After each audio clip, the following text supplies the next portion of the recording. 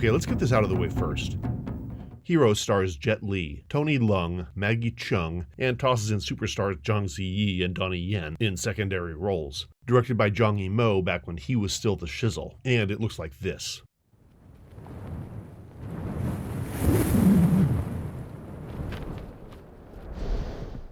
And this movie uses China's vast and magnificent scenery as well as any film ever has. Jiuqiaguo's pristine lakes, the fairy tale karst mini-mountains of Guangxi, the bizarre rock and sand formations of Gansu. I've been blessed to see all of these places in person, and they're just as spectacular to the eyes as they are in this film. If there's a reason to celebrate our country, Hero nails it.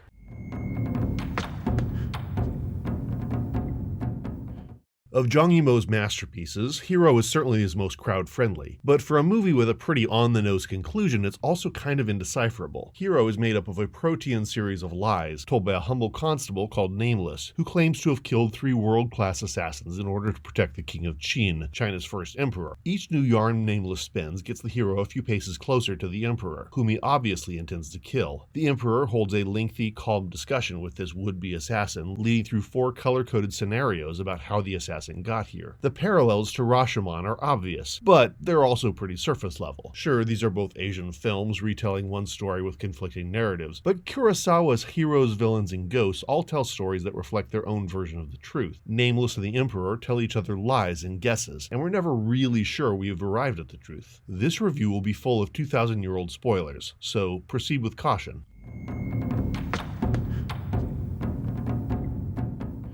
According to the great historian Sima Qian, back around 200 BC, a failed assassination attempt was made on Qin Shi Huang, the king of Qin, the ruthless tyrant who united China for its first time. In order to get close enough to kill the emperor, assassin Jing Ke requested that the rebellious general Huan Yi give up his own head as proof that Jing was the emperor's defender, to allow Jing Ke close enough access to the emperor for an assassination attempt. The attempt failed, but Jing Ke and Huan Yi were written to the books as brave patriots. This isn't exactly how the story goes down in Hero. After his fight with Jet Li, we are told, unreliably as always, that Donny Yen's Sky, the movie's version of General Huan Yi, is alive and recovering somewhere. A little less conclusive than the head in a bag delivered to the King of Qin, according to the annals of the great historian. Who knows if the original account is even true, or is just another yarn spun to discredit the previous dynasty. Sima Qian was dedicated to telling the definitive story of Chinese history, so much so that he endured castration rather than execution in order to continue writing his epic book. But who knows how much of that book was spin? History is written by the winners, and sometimes by the emasculated.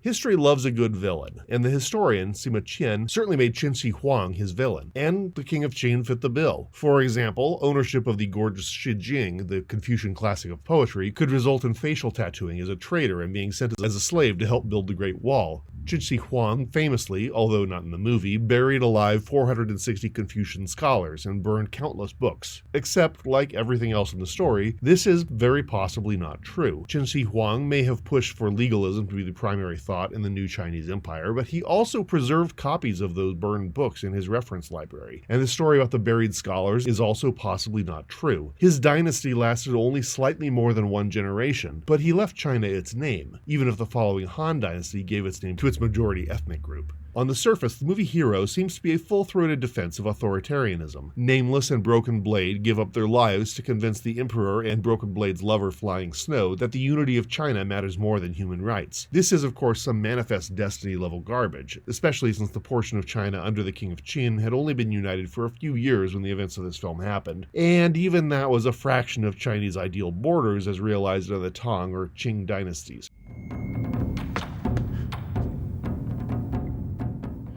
Particularly weird is the messaging coming from Zhang Yimou, whose family was persecuted for their active roles in the nationalist fight against the communists, and whose early films depict the misery caused by both the 20th century Chinese Civil War and traditional Confucian culture. It's also a little odd that both Broken Blade's lover, Flying Snow, and his student, Moon, give their lives multiple times for his sake, considering Zhang Yimou's previous track record of looking hard at the plight of women under patriarchy. Flying Snow is a patriot, but eventually she dies for Broken Blade, several of the narratives. Dubious truth and nationalism are what this movie's about. If Nameless is an inveterate liar, Broken Blade, played by Donny Leung with his signature sad eyes, is a rock of truth. He pledges himself to assassinate Qin Shi Huang, but realizes he can't do it without rending apart the country that the King of Qin has forged. He converts Nameless to his way of thinking with two words: 天下. Under heaven. Our country, the English subtitles say, in a quiet modernization of ancient Chinese thought. 天下.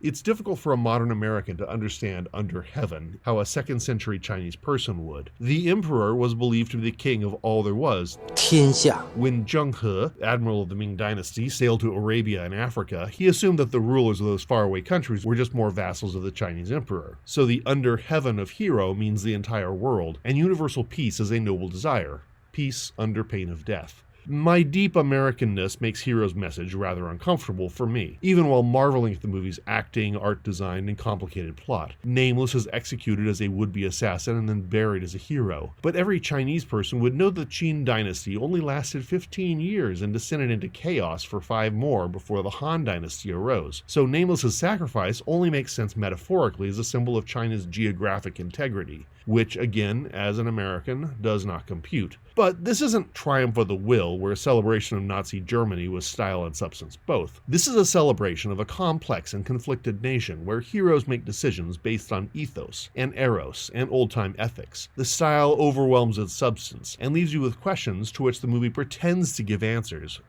Questionable answers. Maybe I trust this movie because the movie tells me never to trust it. On the other hand, how can you not love this movie just as a movie? When Maggie Cheung assists Moon to her death and the forest changes color, how can you not get chills?